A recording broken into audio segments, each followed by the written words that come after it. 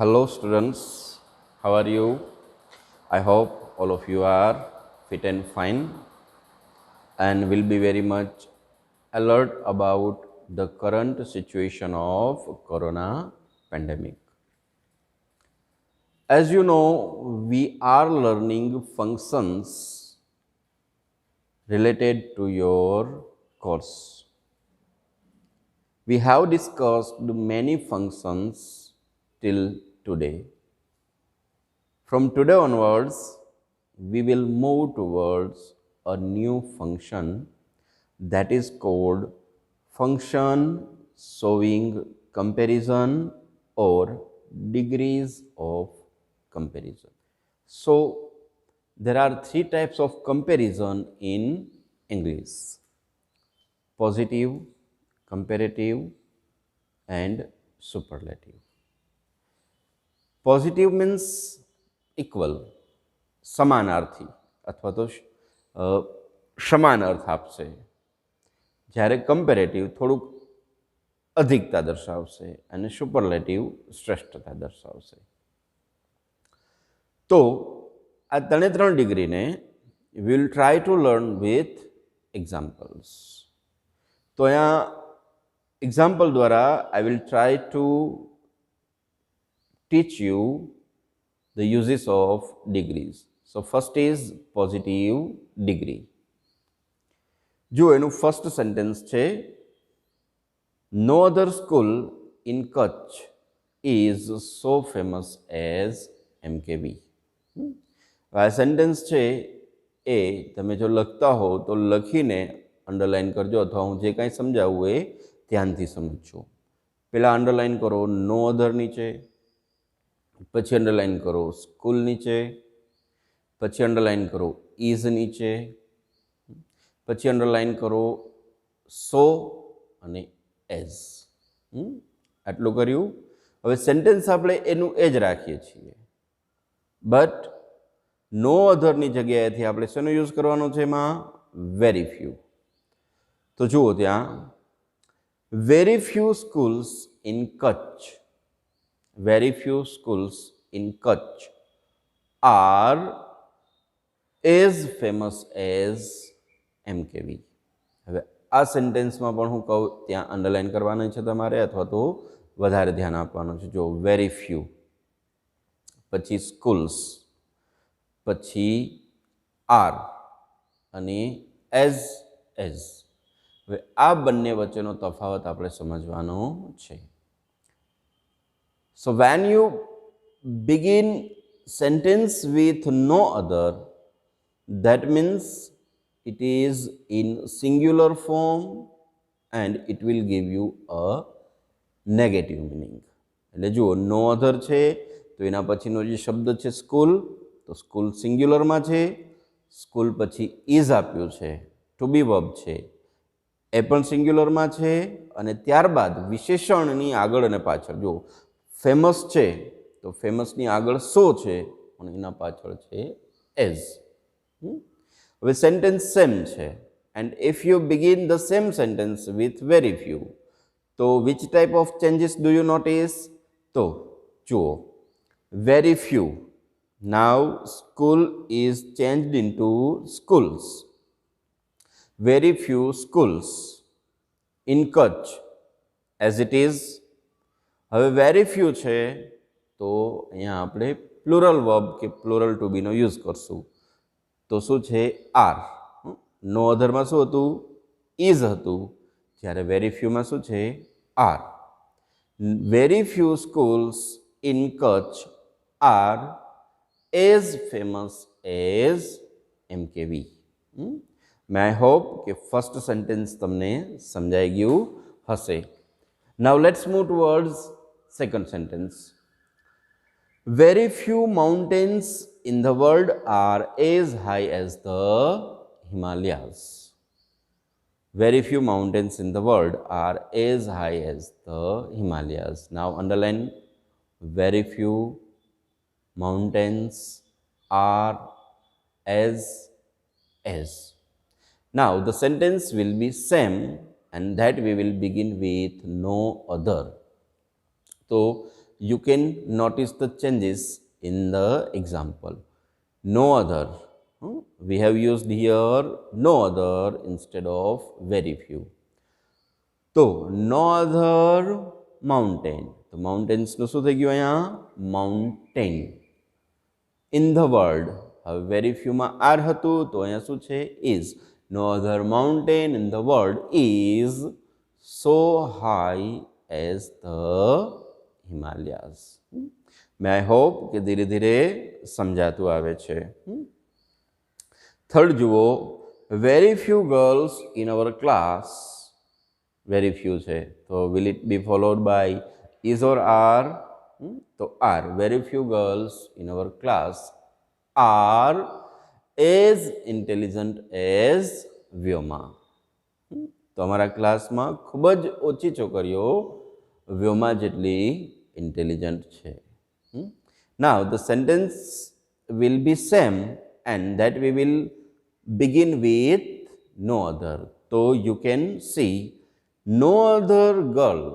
Very few girls. So no other girl. In our class as it is are છે તો શું થઈ ગયું? is. No other girl in our class is so intelligent as Vyoma. સમજાણું? Next જુઓ, sentence has begun with very few. So very few Indian leaders were as powerful as Sardar Patel. As we know, he is known as Iron Man of India. No other Indian leader was so powerful as Sardar Patel. હવે તમે આ બંને સેન્ટેન્સનો જે difference છે એ તમે તમારી રીતે જ જોઈ શકો છો કે વેરી ફ્યુનો યુઝ થયો છે તો આપણે ટુ બી વર્બ વર મૂક્યું છે, પણ નો અધર છે તો શું છે? વોઝ. અને હુ વોઝ સરદાર પટેલ? તો કે લીડર. તો વેરી ફ્યુ છે તો લીડર્સ અને નો અધર છે તો leader. Next, very few warriors. Warriors એટલે કે યોદ્ધા. Very few warriors in Mahabharata were as expert as Karna. Recently all of us have enjoyed Ramayana and Mahabharata. એટલે આ બધા પાત્રોથી તમે બિલકુલ પરિચિત હશો. તો ત્યાં તમને કહેવામાં આવ્યું છે કે ભાઈ મહાભારતમાં યોદ્ધાઓ તો ઘણા બધા હતા, પણ કર્ણ જેવા એક્સપર્ટ યોદ્ધાઓ ખૂબ જ ઓછા હતા. તો we have began this sentence with very few. તો વેરી ફ્યુ છે એના પછી છે વોરિયર્સ, યોદ્ધાઓ, અને એમાં ટુ બી વર્બ કયું છે? વર છે. તો Karna is also a history character, એટલા માટે અહીંયા આપણે પાસ્ટના ટુ બી વર્બનું યુઝ કર્યું છે. હવે સેન્ટેન્સ સેમ છે and that we will use with no other. તો no other warrior in Mahabharata was so expert as Karna. I hope કે તમને હવે ડિફરન્સ ઇઝીલી ક્લિયર થતો હશે. નેક્સ્ટ સેન્ટેન્સ છે, હવે ત્યાં જો તમને ટુ બી વર્બ નથી સેન્ટેન્સમાં, બેમાંથી એક સેન્ટેન્સમાં, પણ ત્યાં તમને એક્શન વર્બ અથવા તો મેઇન વર્બ આપેલું છે. તો જુઓ, very few Indian cricketers play as well as Rohit Sharma. Sentence એ જ છે અને that we will begin with no other. તો જુઓ, નો અધર ઇન્ડિયન ક્રિકેટર. ઉપરનામાં શું છે? ક્રિકેટર્સ. અહીંયા શું થઈ ગયું? ક્રિકેટર્સ. તો no other Indian cricketer plays. ઉપર પ્લે હતું કારણ કે એક કરતાં વધારે સબ્જેક્ટ હતો ને પ્રેઝન્ટ ટેન્સમાં. Now here's is only one subject and that is Rohit Sharma. તો no other Indian cricketer plays so well as Rohit Sharma. So may I hope these 6 pair of sentences will help you to understand the positive degree in a much better way. હવે કદાચ તમારે તમારી અનુકૂળતા માટે, તમારા કન્વેનિયન્સ માટે જો આને સૂત્રની રીતે યાદ રાખવું હોય તો આ રીતે તમે યાદ રાખી શકશો. કોઈ પણ ડિગ્રી છે એ સિંગ્યુલર અને પ્લુરલ એના બે ફોર્મમાં વપરાય છે. બીજા શબ્દોમાં કહીએ, ઇન અધર વર્ડ્સ, તો કે નેગેટિવ એન્ડ પોઝિટિવ. તો જ્યારે પોઝિટિવ ડિગ્રી છે એનું સેન્ટેન્સ આપણે વેરી ફ્યુથી સ્ટાર્ટ કરીએ છીએ. તો very few plus plural noun plus plural verb plus as વિશેષણ as. In the same way જ્યારે તમે નો અધરનો યુઝ કરો છો તો એને કઈ રીતના યાદ રાખવાનું છે? તો કે નો અધર સાથે હંમેશા સિંગ્યુલર વર્બ સિંગ્યુલર નાઉન અને ત્યારબાદ સિંગ્યુલર વર્બ અથવા તો સિંગ્યુલર ટુ બી, ત્યારબાદ એઝ એડજેક્ટિવ સો એડજેક્ટિવ એઝ. આટલું તમે ધ્યાન રાખશો તો પોઝિટિવ ડિગ્રી છે એમાં તમને કંઈ તકલીફ પડશે નહીં. આઈ હોપ કે પોઝિટિવ ડિગ્રી છે એ તમને સમજાઈ ગઈ હશે. રેડી છે. હવે before we move towards comparative and superlative degree, અહીંયા હું તમને થોડાક ઇમ્પોર્ટન્ટ પોઈન્ટ્સ આપું છું જે તમારે યાદ રાખવાના છે. As I told you earlier કે કમ્પેરિઝન હંમેશા શેની હોઈ શકે? તો કે વ્યક્તિની, વસ્તુની કે ક્રિયાની કંઈક વિશેષતાની, કંઈક એડજેક્ટિવની કમ્પેરિઝન કરવાની હોય છે. હવે જે રીતે તમે વર્બ ફોર્મ્સ ભણો છો ને, V1, V2 એન્ડ V3, એ જ રીતે તમારે અહીંયા જે એડજેક્ટિવનો યુઝ કરવાનો છે ને સેન્ટેન્સીસમાં કમ્પેર કરવા માટે, એને પણ 3 ફોર્મમાં તમારે યાદ રાખવાનું છે. તો જુઓ, પોઝિટિવ ડિગ્રી છે એમાં તમે નોર્મલ આપણે બધા જે લઈ લીધા, બરાબર, કે વેલ ને ગુડ ને હાઈ ને એ બધા એડજેક્ટિવ લીધા તો એ નોર્મલ છે. પણ જ્યારે આપણે એને કમ્પેરેટિવ અને સુપરલેટિવમાં યુઝ કરશું ને તો એનું જે સ્વરૂપ છે, એના જે ફોર્મ છે એ જરા ચેન્જ થશે, બરાબર. એના માટે જુઓ, અહીંયા મેં તમને એક નાનું લિસ્ટ આપ્યું છે. મોસ્ટ ઓફ એડજેક્ટિવ્સ છે ને એને તમે ER લગાડી દેશો ને એની પાછળ, ER એટલે એ કમ્પેરેટિવનું એડજેક્ટિવ બની જશે, અને EST લગાડશો એટલે એ સુપરલેટિવનું એડજેક્ટિવ બની જશે. તો જુઓ, અહીંયા થોડાક એક્ઝામ્પલ છે. ટોલ, તો એનું કમ્પેરેટિવ ફોર્મ કયું કર્યું છે આપણે? ટોલર.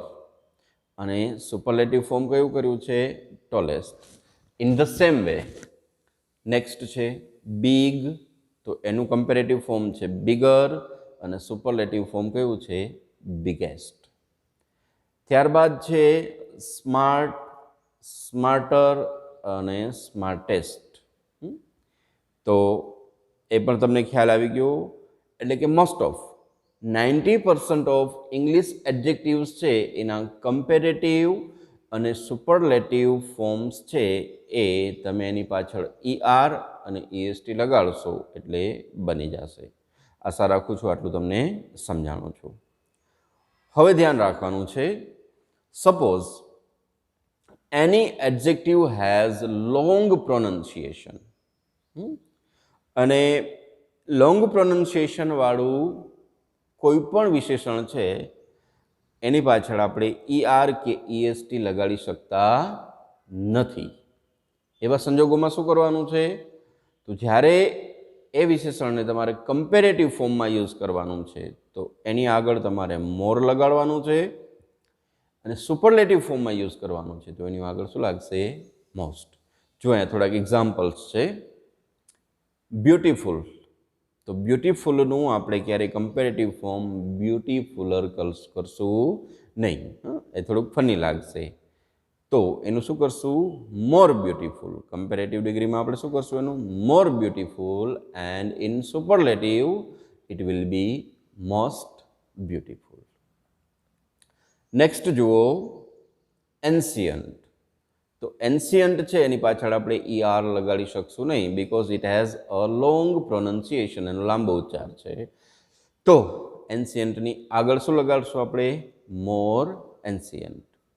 અને ત્યારબાદ છે મોસ્ટ એન્શિયન્ટ.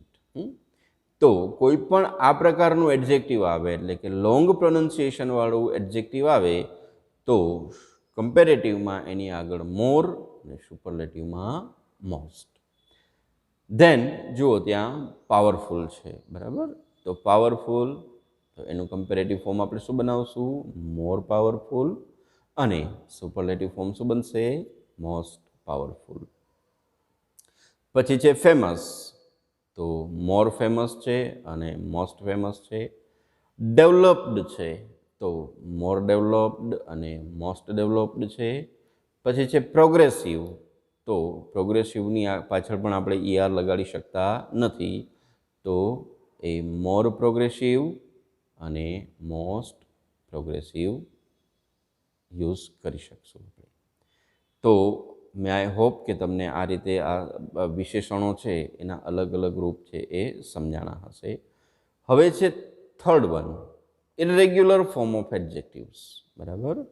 એવા આંગળીના વેઢે ગણી શકાય ને એવા છે, વેરી ફ્યુ ઓફ ધેમ, કે ભાઈ એ છે ને એનું જે ફોર્મ છે એ ડિફર છે, અલગ અલગ છે. એમ કે પોઝિટિવમાં પણ અલગ વર્ડ છે, કમ્પેરેટિવમાં પણ અલગ છે અને સુપરલેટિવમાં પણ અલગ છે.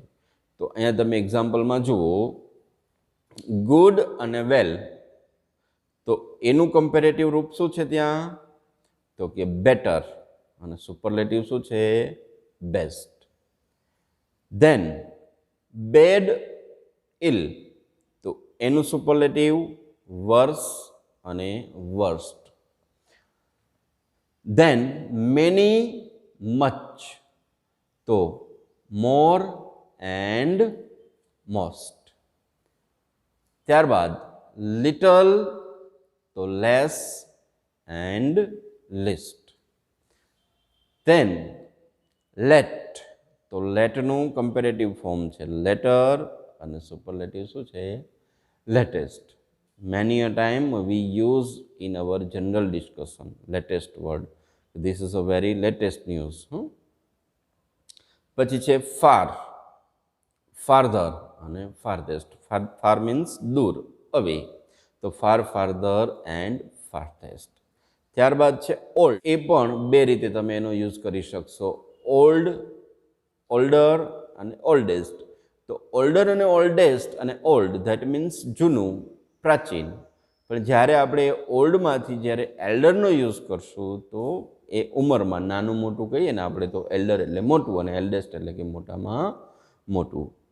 તો આ રીતે તમે આ એડજેક્ટિવ્સ છે એનો જો પ્રોપર સ્ટડી કરશો તો તમને ડિગ્રીઝમાં કોઈ ડિફિકલ્ટી ફીલ થશે નહીં.